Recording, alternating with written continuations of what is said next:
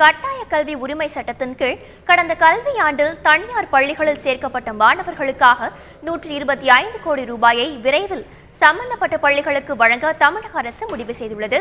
இது குறித்த கூடுதல் விவரங்களை தருகிறார் எமது செய்தியாளர் சங்கரன். இலவச மற்றும் கட்டாய கல்வி உரிமை சட்டத்தின் கீழ் தனியார் பள்ளிகளில் ஆரம்ப நிலை வகுப்பில் உள்ள மொத்த இடங்களில் 25 விழுக்காடு இடங்களை சமுதாயத்தில் பொருளாதார அளவில் பின்தங்கிய குடும்பங்களைச் சேர்ந்த குழந்தைகளுக்கு ஒதுக்கீடு செய்ய வேண்டும் என கூறப்பட்டிருக்கிறது. அதன்படி மாநிலம் முழுவதும் உள்ள 10,000 தனியார் பள்ளிகளில் மொத்தம் 1,25,000 இடங்கள் இருக்கின்றன. இதில் நடப்பு கல்வியாண்டில் பொறுத்தவரை மெட்ரிகுலேஷன் பள்ளிகள் இயக்குநரகத்தின் கீழ் 60,000 இடங்களும், தொடக்க கல்வித்துறையின் கீழ் உள்ள பள்ளிகளில் 33,000 இடங்களும் என மொத்தம் 93,000 இடங்கள் இதுவரை நிரப்பப்பட்டிருக்கின்றன. நவம்பர் மாதம் வரை இதற்கு கால அவகாசம் இருப்பதால் மேற்கொண்டு சில ஆயிரம் இடங்கள் நிரம்புவதற்கு வாய்ப்புகள் இருப்பதாக அதிகாரிகள் தெரிவிக்கிறார்கள்.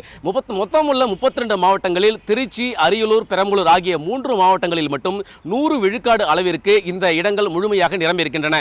பெரும்பாலான மாவட்டங்களில் 70 விழுக்காடு மற்றும் அதற்கு அதிகமான இடங்கள் நிரம்பியிருக்கின்றன. இதற்கிடையே கடந்த ஆண்டு, அதாவது 2015-16 கல்வியாண்டில் சேர்ந்த மாணவர்களுக்காக தனியார் பள்ளிகளுக்கு 125 கோடி ரூபாய் தமிழக அரசு வழங்க வேண்டியிருக்கிறது. இந்த நிதியை மத்திய மாநில அரசுகள் சேர்ந்து வழங்குகின்றன. இதுவரை மத்திய அரசு இந்த நிதியை வழங்காமல் இருக்கின்ற போதும் தமிழக அரசு இந்த நிதியை தனியார் பள்ளிகளுக்கு வழங்குவதற்கு திட்டமிட்டிருப்பதாகவும், இந்த நிதி மிக விரைவில் தனியார் பள்ளிகள் அனைத்திற்கும் பகிர்ந்து வழங்கப்படும் எனவும் கல்வித்துறை வட்டாரங்கள் தெரிவிக்கின்றன. தந்தி டிவி செய்திகளுக்காக ஒளிப்பதிவாளர் ராஜ்குமாருடன் சங்கரன்.